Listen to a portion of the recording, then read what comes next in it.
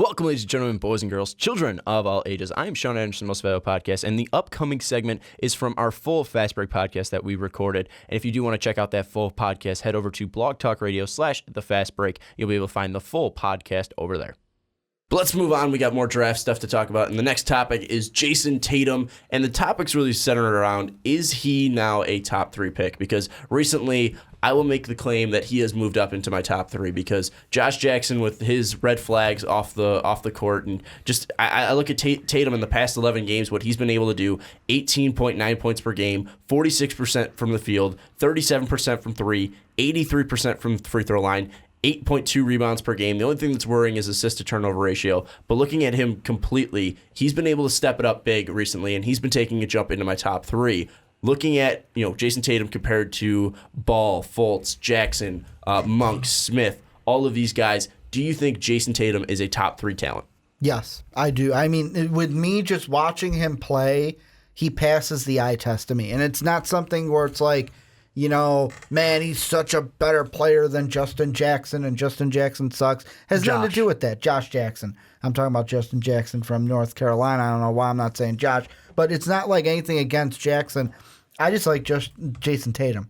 I like watching him on the court. He's kind of like, to me, where if you watch him on the court, it's one of those things where I've even said, like, is he the point guard? No, he's the small forward for Duke. So he's that kind of like athletic wing that can take the ball. He can bring it up for you. He can drive to the basket. He can shoot. Does he need to work on his three-point shot a little bit? Yeah.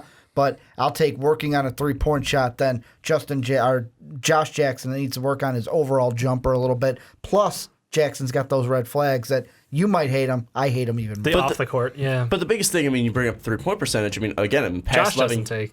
I'm saying Jayson Tatum. Yeah. Mm-hmm. But looking at Jayson Tatum, recently he has been getting that three-point shot consistently at 37% from 3. That's a nice three-point percentage, is around what Malik Monk's doing. Malik Monk's around 39%. And again, you go back to the eye test, and there's something about his explosiveness and his quickness. He just seems so fluid out in the court. Where Josh Jackson, I watch him play, and there's something that it seems like, I don't want to say he's slow at all, but compared to Jayson Tatum, he does look a little bit slower on the court. And again, this is all eye test. I'm not saying one's quicker than the other. I'm not saying anyone else's eye is wrong, but at least to me, my eye is the right eye. Yeah, I look at Jayson Tatum, and I see a quicker player. I see a more dynamic player, at least athletically, than Josh Jackson.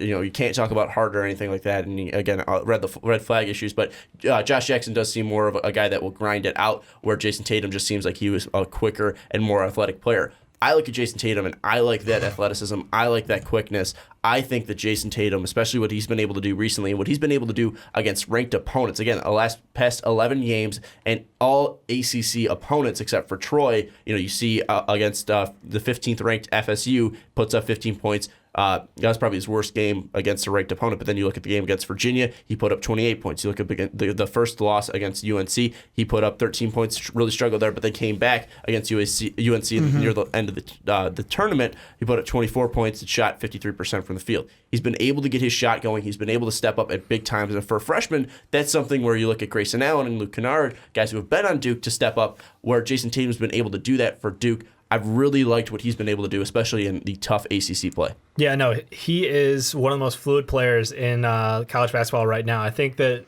is kind of like the sexiness factor of it, because you're right. It's when you watch him play, he has it. He has whatever it is.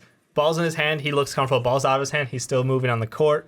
And when it's in his hand, he has one of the better shots in college right now. And like you said, he's expanding out his three-point game, something that Josh Jackson doesn't have. So I think that's even one up on that. I think the shot is better for Jayson. I think that, the fact that he has a three-point shot is better. The fact that overall, I just value his play style better than Josh Jackson. I think they're similar builds, so everybody wants to have the one-to-one comparison between the two, but they do play out a little differently. And I think that I see Jayson Tatum's game being, I really like his game better. I think it's more valuable. A better fit? I think it's going to be a better fit across the board. I mean, Josh Jackson's still a top 5 talent, but I think Jayson Tatum, because that smooth shot is just going to garner a whole lot more attention. And the one thing I just want to throw in there that I love about Tatum over Jackson is the free throw percentage. It's leaps and bounds better than Jackson, where if it's an 80-some% overall, and you look at his last few games against Troy, went to the line for 10 foul shots, 7 of 10. 5 of 7, 7 for 7 against UNC, 6 of 8 before that against Louisville. This is a guy that can get to the line, and when he's there, it's like, book it. It's going in. And people, I mean, obviously you're going to bring up, especially passionate Kansas fans are going to bring up, well, Josh Jackson's top 3 player. I'm not saying Josh Jackson isn't, but again, and people are going to bring up, Dave, you brought up 3-point percentage, you just brought up the 3-point shooting. Yep. People bring up that Josh Jackson does have a better 3-point percentage from 3 over Jayson Tatum. Josh Jackson 38%, Jayson Tatum at 33%. But it's really more again about the stroke and how it comes out from Tatum. Plus only 2.4 attempts.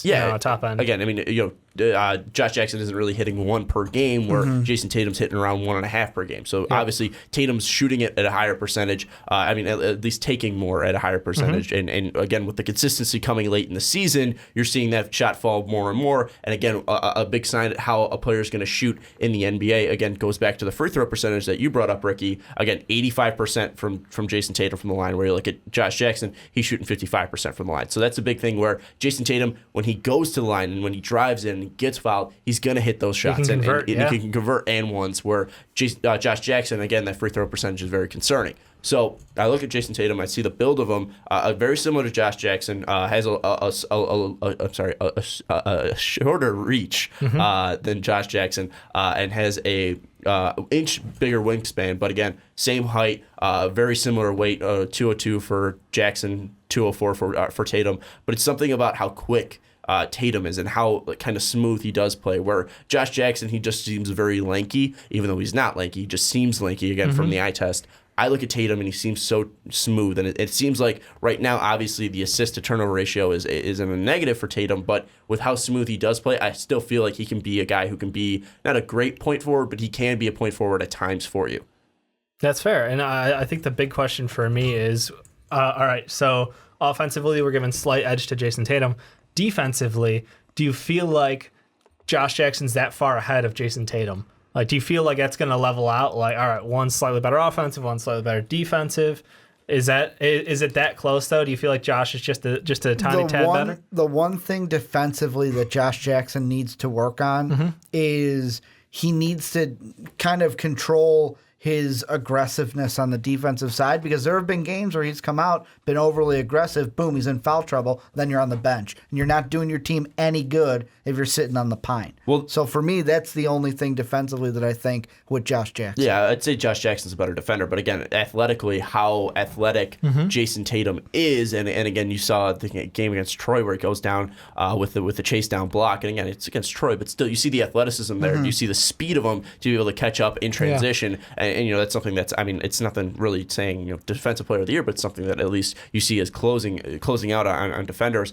Again, I see that Tatum will be able to at least keep up defensively. I don't think he's going to get blown by. This isn't like a Buddy Hield situation where Buddy Hield was a picket fence last year. Right. I look at Tatum and I still feel like he can be a very quality defender, where Josh Jackson might be able to be a better defender, above average. But then again, I look at Tatum. He's got that body. He's got that scoring ability. He's got that offensive side to him. Where you look at the NBA today, offense is king, really, compared to the defense side. I mean, look at the averages even. I mean, Tatum blocks to steal 1.2, 1.4, with Jackson 1.4 or 1.1 and 1.6. So I mean, relatively the same. But then Jackson again, might be getting a little bit more steals than Tatum. But then you bring up the aggressiveness on the defensive side. Josh Jackson might have to limit his aggressiveness defensively, because he's usually in foul trouble. So that's one thing that those numbers might not really correlate to how great a defender will be, just because of the foul trouble. Stopper, but you might not get all the steals. Yeah, well,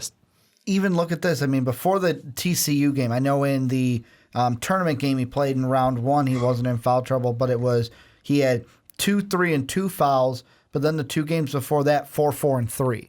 So it's not something where it's like, man, he's consistently in foul trouble, but it's kind of like what we were talking about with Malik Monk's his shooting percentage. It's kind of inconsistent where, he's over-aggressive in these games, and then, it seems like he's figured it out defensively. The team that I'm looking at, though, and I want to throw this out, kind of same thing we did in the Fox and Monk segment. If you are, let's say the order is the same as it is right now, if you're the Phoenix Suns and you are going to go with a small forward, who would you take, Jackson or Tatum, for that team? I would go with Jayson Tatum again because he's moved up into my top 3. So obviously, if he's in the top 3, Phoenix is in the top 3. I'm putting Tatum there. The reason I put him there, though, again, is because of his offensive ability. Because I don't think Phoenix is going to go something where, again, offense is king. So you see Devin Booker's ability to score. You see the ability from Bledsoe to score. You see the ability from Dragon Bender, or at least the possible ability from him to score. Injury. Marquise Chris, with how athletic he can be. As of late, he's one of the best rookies in the league in the last 2 weeks. You see the athleticism of the team. I don't see why not you would go with the better athlete in my mind in Jayson Tatum. Again, we haven't seen any of the combine stuff, or again, it's all based on eye test. But I look at Tatum and I feel like he's more smooth, and that might fit better with the Phoenix Suns, and especially his ability to step up late in the season and him finding consistency late in the season has been great because, again, he dealt with injuries early on in the season. That's why we didn't see the Jackson versus Tatum matchup early on when Duke versus Kansas played in the second game of the season. That might not be something that's too concerning for me because it wasn't an ACL foot tear. injury. It was just, foot sprain. It's a foot sprain. It's nothing that's going to hamper him and hasn't hampered him. And now he's finding consistency late in the season. And that's really been one reason why Duke's been going on a run because he's been able to be a leader. Where Josh Jackson, and I don't want to make this into a Josh Jackson versus Jayson Tatum thing, but again, if Jayson Tatum's taking over Josh Jackson, it's kind of turning into that. But I look at that, and again, Josh Jackson, while he has an excellent motor, while it really helps Kansas win that Baylor game, it's something where you were off the court because of something you did off the court. You weren't able to play because of something you did off the court. Your team lost because of it. TCU upsets you. That shouldn't have happened in the Big 12 tournament, and it happened because you weren't on the court. That's something that really is a huge red flag to me, where Jayson Tatum doesn't have that coming out. And I look at Tatum's ability to step up late in the season, where Josh Jackson, while he hasn't been bad performance-wise, he just hasn't been able to be on the court because of off-the-court issues. The thing that I like most about Tatum is, to me, like, as an overall player, he's kind of seemed in my head as the anti-Grayson Allen. And the reason why I say that spin this back to Grayson Allen. No, I'm focusing on Tatum and kind of pushing Jackson out of the way. It's exactly what Sean talked about. Like, I look at Jayson Tatum and I go, that's a leader. I don't have to worry about him costing us the game with his emotions. I don't have to worry about him getting into any scuffles off the court. I know skill-wise that he can defend, shoot the ball. He's got the NBA body that we want. Yeah, he's got to work on some things like, improving the three-point shot that we've already seen. Some people say that, he's a bit of a ball hog. I don't really think that's too big of a negative because to me that looks like, with my eye test, I look at it and go, that's a guy when the game's on the line. His usage is still lower than I could put the ball in Tatum's hand, let him go to work. Yep. And the thing that I would be interested to see is if NBA teams try to use. Of course, he doesn't have the same exact quickness as who I'm going to bring up, but because he does have a little bit of quickness and he can get around, I wonder if they use him kind of like Brad Stevens kind of does with Isaiah Thomas because of his size and stuff, where let's get him moving off the ball to where he can build up and then boom, we get him the ball to go into the lane, to draw that contact, go to the line, and kind of create plays off the ball so he doesn't have to have it in his hands. I think it'd be an interesting way to use him. Honestly, though, my pro player comparison is something that's been tossed around a lot, and that's Paul Pierce. Seen a lot of the shooting stroke out of Paul Pierce in college, and as he's developed and as to be one of the best professionals we've seen, obviously a Boston legend at this point, he's going to go out as one of the best in their franchise. But I kind of like the comparison, and it's a lot of upside. I know that's what we hope for when we do player comparisons. You don't be like, yeah, well, he's going to be a dumpster, so no. It's going to be Greg Oden. That's what we love to say here, right? No. So I like the Paul Pierce comparison. Pierce in his final year at Kansas was putting up 20 points, 6.7 rebounds, 2 assists. The scoring's pretty similar, but it's the shooting style, it's the confidence, and it's the shot selection. And I think all three of those things are what I can see out of a Jayson Tatum. I think that he is a smart enough player, basketball IQ-wise.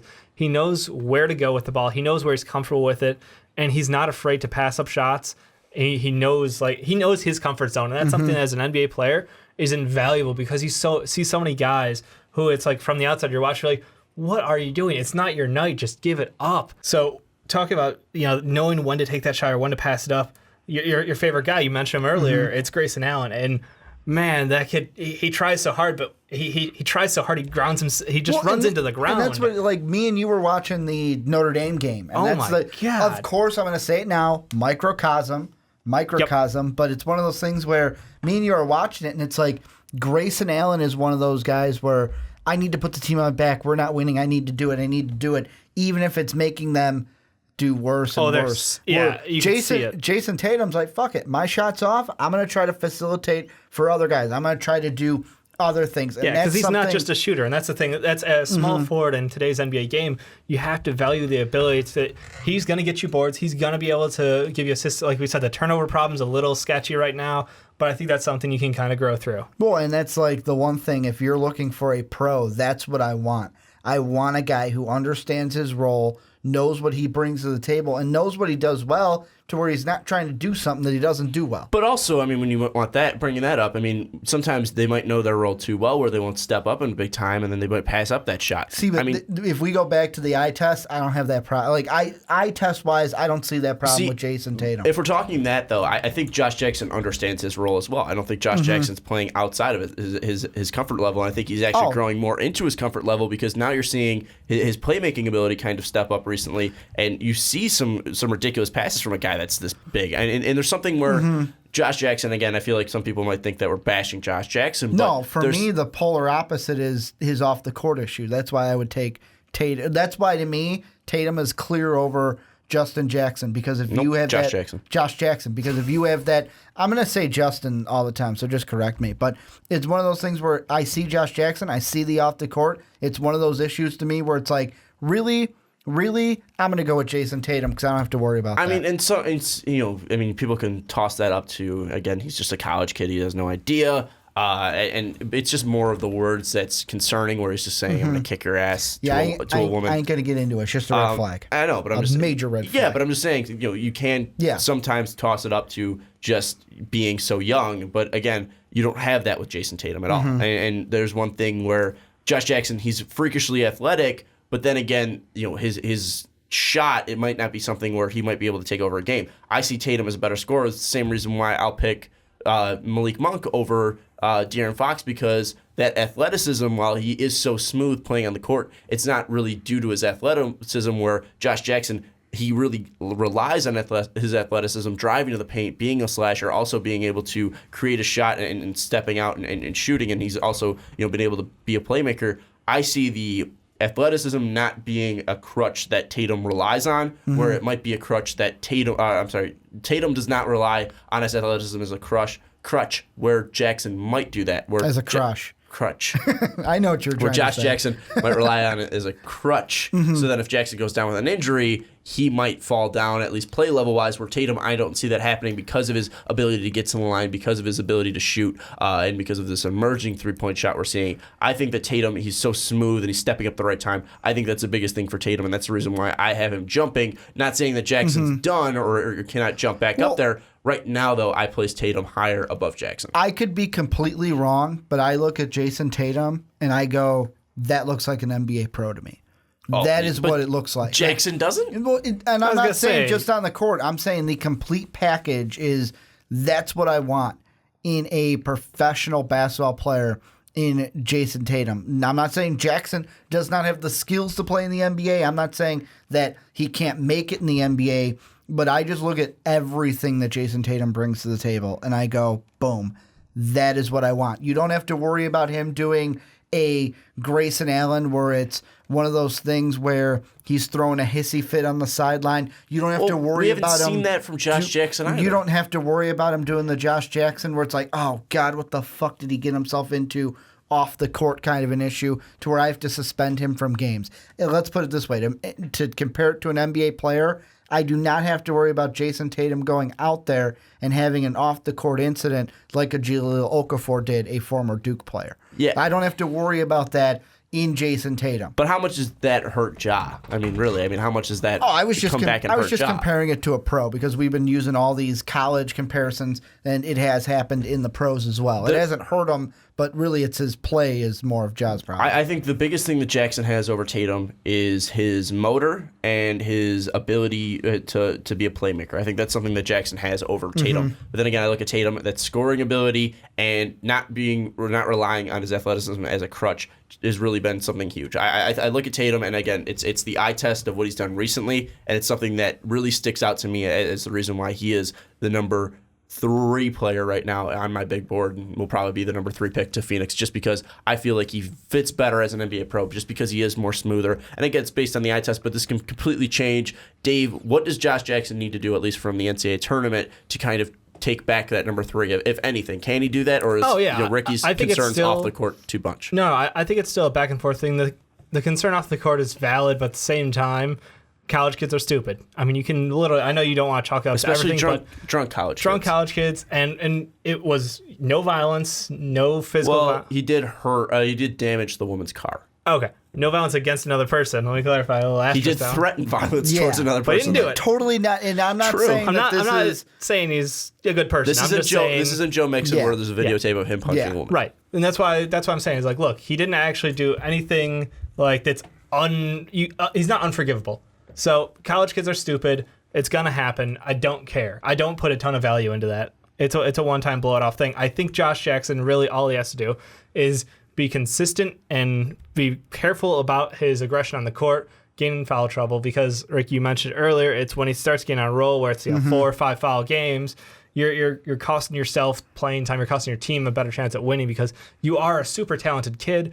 I honestly think that like the prospect of him becoming, you mentioned, I think a Kawhi Leonard type player, like that would be a crazy top end for him still, but even if he fits into a similar role, and I think there's still a ton of value there, I value shooting more. I just value, and that's just a me thing. So I'm gonna go with you. I'm gonna say Jayson Tatum is gonna get the 3 spot. I think Josh Jackson, though, in order to overcome it, he'd have to ball out, play careful, but at the same time, don't give up anything. What would Josh Jackson have to do to overcome Tatum? To me, to overcome Tatum is to become more defensively sound. Basically, don't be over aggressive. Don't get into foul trouble so much. But do you think that's something that NBA teams aren't too worried about because they can kind of reel that back?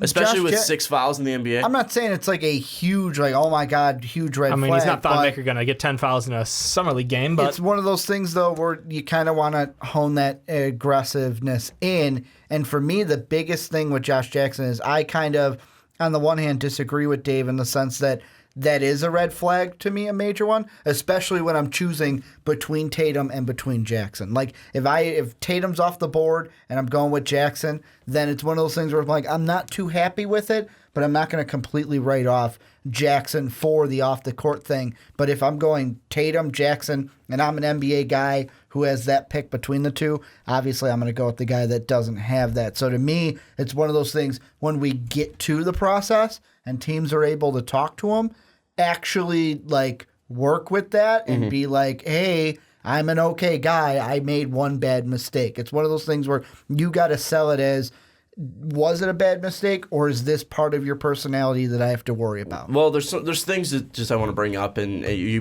keep bringing up the foul trouble. I mean, looking at just the averages, I mean, Tatum isn't a guy that's going to be, completely not getting in foul trouble at all. He's fouled out of big games. He fouled out of the Louisville game. He fouled out of one other big game against a ranked opponent. I'm blanking on it now. I just had it pulled up. Against Miami, that's a tournament team right there. I mean, he's fouled out of big games before. He's been in foul trouble against UNC.